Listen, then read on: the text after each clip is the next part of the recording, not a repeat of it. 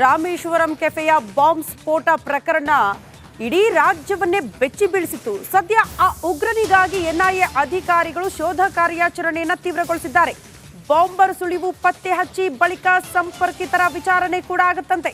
ಬೆಂಗಳೂರು ಮೂಲದ ಇಬ್ಬರನ್ನ ವಶಕ್ಕೆ ಪಡೆದಿದ್ದಾರೆ. ಈಗ ಆಲ್ರೆಡಿ ಎನ್ಐಎ ಅಧಿಕಾರಿಗಳು ಬಾಂಬರ್ ಜೊತೆ ನಿರಂತರ ಸಂಪರ್ಕದಲ್ಲಿದ್ದವರನ್ನ ವಶಕ್ಕೆ ಪಡೆದುಕೊಂಡು ವಿಚಾರಣೆಗೆ ಒಳಪಡಿಸಲಾಗಿದೆ. ಕಾರಣ ಉಗ್ರನ ಬಗ್ಗೆ ಸುಳಿವು ಸಿಗಬಹುದು ಅನ್ನೋ ಕಾರಣಕ್ಕೆ ಆತನನ್ನ ಯಾರೆಲ್ಲ ಸಂಪರ್ಕ ಮಾಡಿದ್ರಲ್ಲ, ಯಾರೆಲ್ಲ ಆತನನ್ನ ಕಾಂಟ್ಯಾಕ್ಟ್ ಮಾಡಿದ್ರೋ ಅವರನ್ನ ಈಗ ವಿಚಾರಣೆಗೆ ಒಳಪಡಿಸಲಾಗಿದೆ ಅಂತೆ.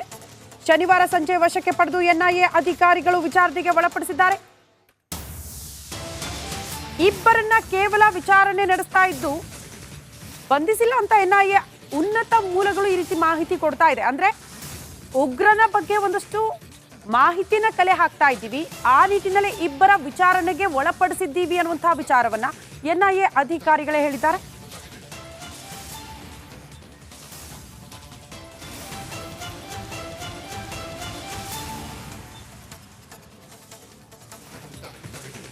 ಇದು ರಿಪಬ್ಲಿಕ್ ಕನ್ನಡದ ಬಿಗ್ ಇಂಪ್ಯಾಕ್ಟ್. ವಿಶ್ವವಿದ್ಯಾಲಯದ ಆರ್ಥಿಕ ಸಂಕಷ್ಟದ ವಿಚಾರಕ್ಕೆ ಸಂಬಂಧಪಟ್ಟಂತೆ ನಿಮ್ಮ ರಿಪಬ್ಲಿಕ್ ಕನ್ನಡ ನಿರಂತರ ವರದಿಯನ್ನ ಪ್ರಸಾರ ಮಾಡಿತ್ತು.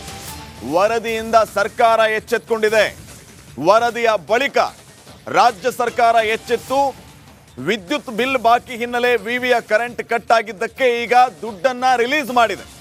ಹಲವು ಷರತ್ತುಗಳನ್ನು ವಿಧಿಸಿ ಬರೋಬ್ಬರಿ 1.05 ಕೋಟಿ ವಿದ್ಯುತ್ ಬಿಲ್ ಅನ್ನ ಬಿಡುಗಡೆ ಮಾಡಿದೆ. ಇದು ರಿಪಬ್ಲಿಕ್ ಕನ್ನಡದ ಬಿಗ್ ಇಂಪ್ಯಾಕ್ಟ್.